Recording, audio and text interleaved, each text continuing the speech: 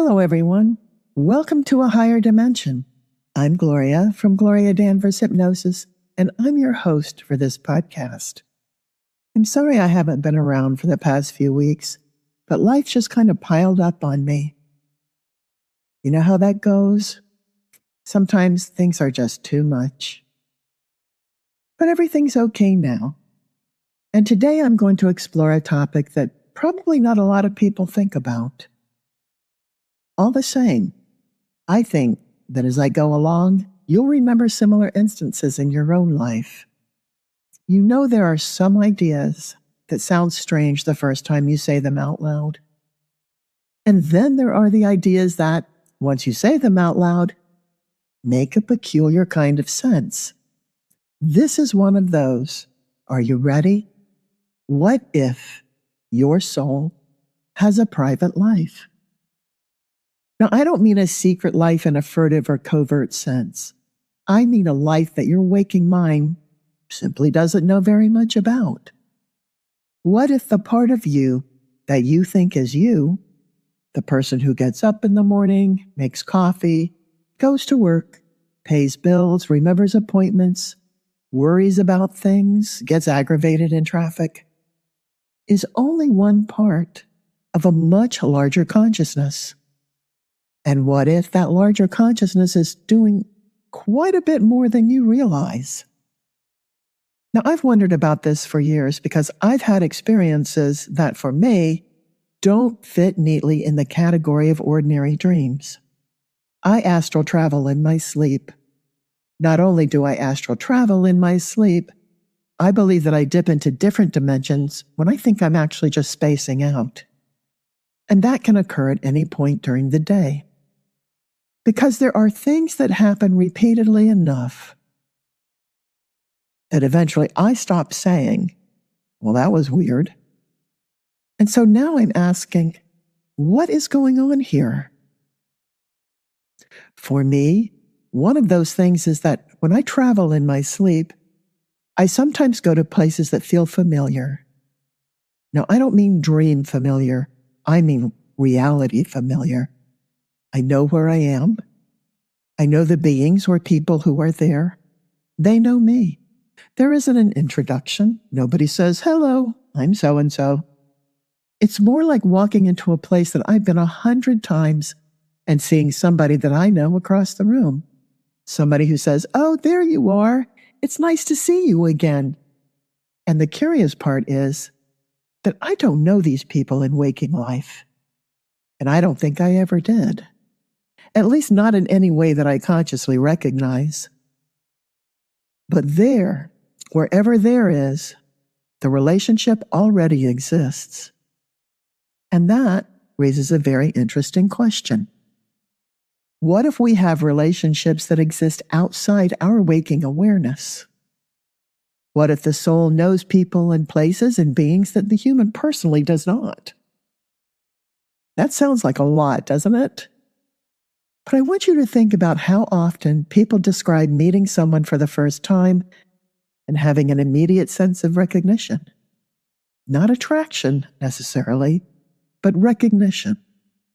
That strange internal feeling of, I know you, reminding us of somebody else. Maybe because their voice is familiar. Maybe it's because their face resembles a friend's face. And sometimes that's all there is. But maybe not always. Maybe consciousness recognizes things before the brain has a category for them.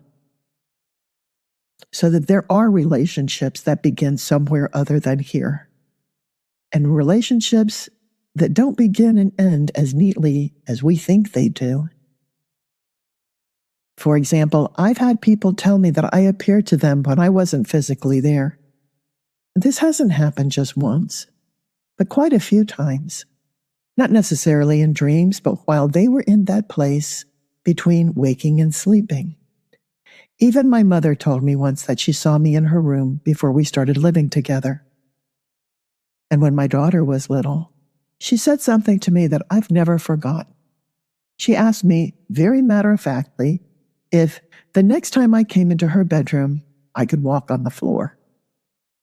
And I know children say strange things, and anybody who's ever spent time around a kid knows that. They're going to tell you that a giant cat lives behind the refrigerator and then ask for apple juice. So I'm not offering a child's statement as a scientific evidence of anything, but I remember that one because she didn't ask whether I had been in the room or not. She knew that I had been. Her complaint was apparently about my method of transportation. Could I please use the floor next time? Which I have to admit seems reasonable. And experiences like this make me wonder whether we have misunderstood the whole concept of astral travel. We picture it as leaving. The body is here, the soul gets up and goes somewhere else. But what if it isn't quite that simple? What if the soul isn't contained inside the body in the first place? What if consciousness is larger than the physical form, and the human personality is simply the portion of it that is focused here? Now imagine a great field of consciousness with one point of attention concentrated into your present life, like your name, who you are in your body with all your memories, your personality, your relationships, and your history. That focus becomes so convincing that we naturally think that it's the whole thing. And of course we do, because this life is incredibly immersive. Being a human is a full-time job. There are hungry bodies to feed, people to love, taxes to pay, laundry to do, dentist appointment. You can be an eternal multidimensional being and still have to remember that the electric bill is due on Thursday. And the physical world is really good at demanding our attention, because it has to be. Imagine trying to live a human life while consciously remembering every other dimension of your existence at the same time. You'd be standing in Publix trying to buy the best tomatoes, while also remembering 14 different incarnations and the 3 conversations you had last night with beings from another plane. You'd never get anything done. So maybe forgetfulness isn't a spiritual failure. Maybe it's more like a feature. Maybe the veil, as people sometimes call it, isn't a limitation. Let's think of it as a focusing mechanism, because we forget that we came here to be here. And so that idea makes me think about dreams differently, because dreams are one of the few places where the strict rules of waking identity loosen. In dreams, time behaves differently. People that you know are dead appear alive. Places overlap. You can be yourself and somehow also be somebody else. You can be 5 years old and 70 years old in the same dream and think absolutely nothing of it. You can communicate to someone telepathically, and that's completely normal. You can live a rich and deep and intricate lifetime in the space of a few seconds. You can know information that no one has told you. And then you wake up, and the rational mind quickly starts putting everything back into its proper drawer. Dream. Memory. Yes. Mexican food. Stress. Your dinner was too spicy. You watched a crazy show before you went to sleep, or read a book that you were deeply immersed in. And sometimes that explanation is right. Dreams are wonderfully messy. The brain is processing memory, emotion, fear, desire, and probably 1,000 other things that we barely understand. But every once in a while, a dream has a completely different texture. And people that have had these experiences know exactly what I mean. There are dreams that are gone before you've even brushed your teeth. And then there are experiences that remain with you for 20 years. You remember the room, the conversation, the person's face. Most of all, you remember the feeling, a feeling that you've never had in the waking life that you're living. Sometimes you wake up missing someone that you've never met, or feeling joy because you saw them and had this wonderful and complete experience in literally the blink of an eye. How do you explain missing someone who, according to your waking life, doesn't exist? It would be easy to say that you created them. And yeah, your mind is more than capable of doing that. Writers do it all the time. But what if sometimes you didn't? What if you simply remembered them for a moment? Not only them, but where they are. And what if you remember coming and going from that place every time you were there? There's a place that I go in my travels that I think of as a station. My travels start there and they end there. It's not grand or mystical. It isn't made of crystal. Nobody hands me a glowing scroll. It reminds me more of like a shell of the old-fashioned gas station. You know those old Sinclair stations from the 50s and 60s? Very much like that. It's a place that you pass through, and it has a specific function for me. It is a way station. It's a place where I check in and I get acknowledged when I arrive. And then that's where I check out when I'm leaving. I know the beings there. In fact, we all know each other very well. There's nothing frightening about it. In fact, the whole thing has this really wonderful, ordinary quality. It's almost funny. I arrive, they recognize me, and there's this feeling of, oh, you're here again. Go on ahead, pass on through. And then I go on. Like some cosmic version of a checkpoint. And that's the part that really interests me. It's not the strangeness. It's the normality. Within that experience, nothing feels supernatural. It feels completely natural. In fact, I'm so happy to go there and be there and do what I need to do. That also comes up in flashes of memory. And I'm somewhat regretful to leave, but I know that I'll come again, and they know it too.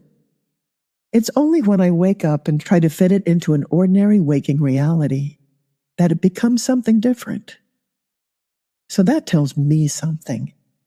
My body did not leave my bed. My soul, or my etheric body, it traveled light years and beyond. So maybe the things we call supernatural are only supernatural from this particular point of view. A fish would probably consider breathing air an astonishing paranormal ability. So reality really depends quite a bit on where you're standing or swimming. And if consciousness survives beyond the physical body, then maybe your consciousness isn't waiting until death to become larger. Maybe it's larger right now. Maybe the waking self is simply not aware of its full range.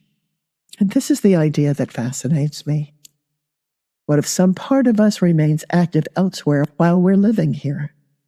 Not because we're escaping the body, or because sleep gives the soul permission to leave, but because consciousness can occupy more than one point of awareness at once.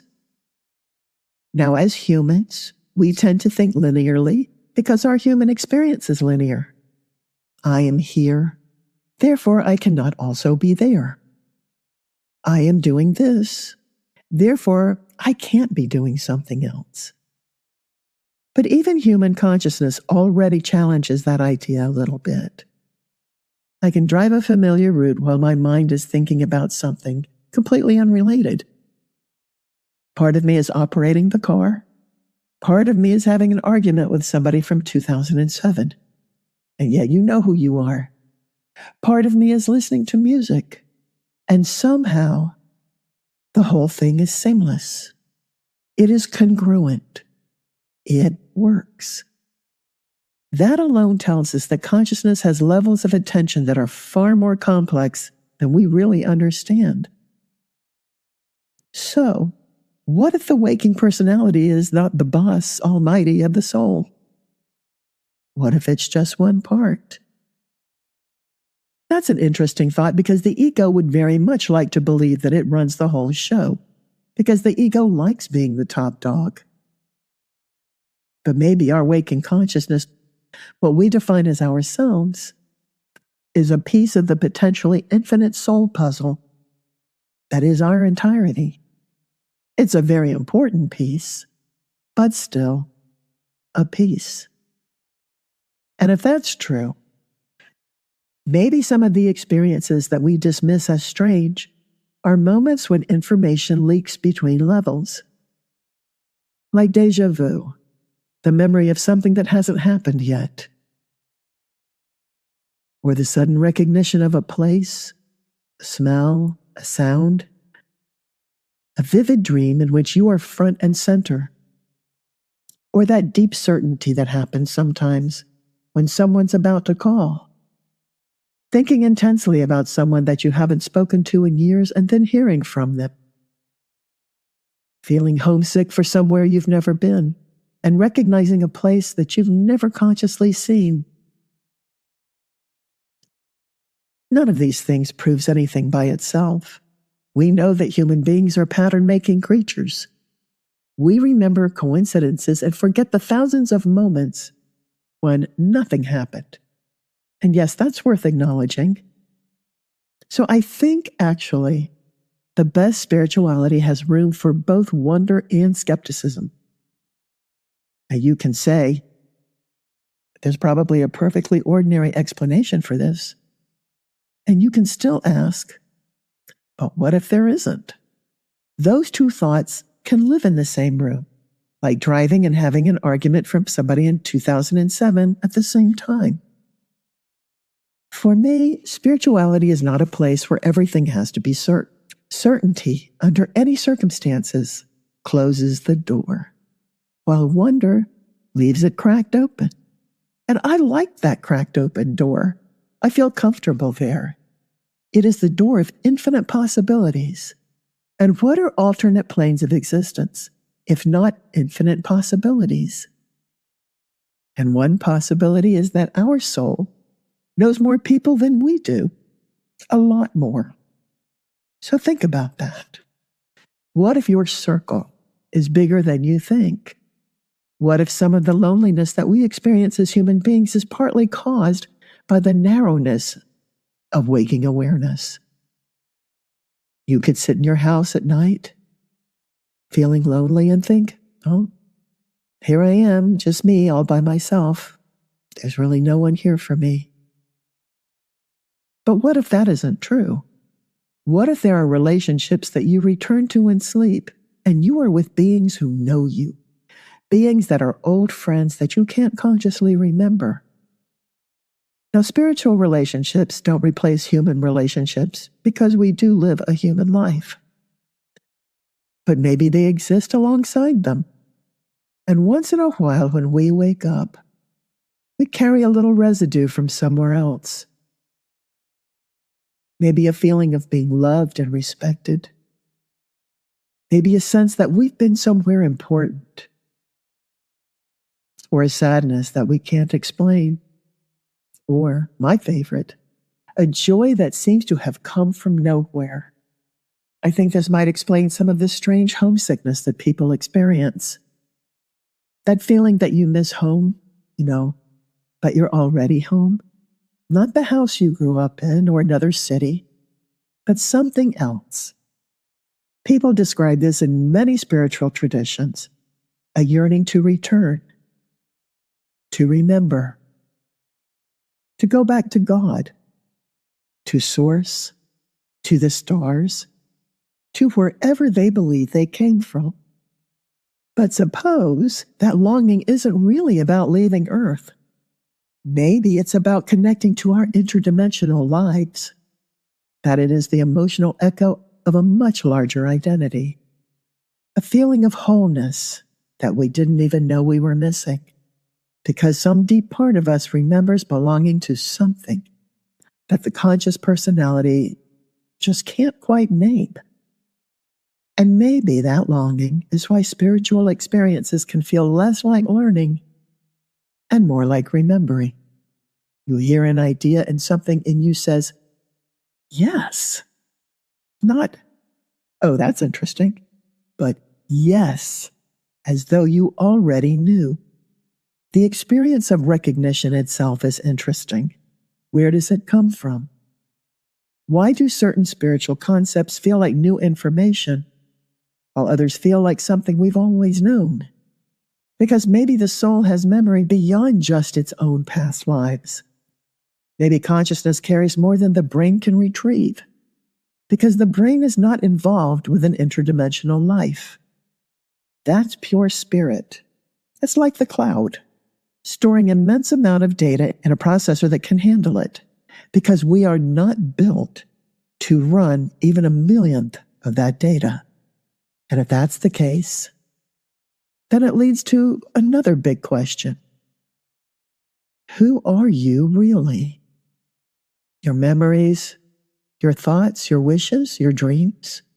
Maybe you are your opinions, or the way you see yourself in the eyes of other people.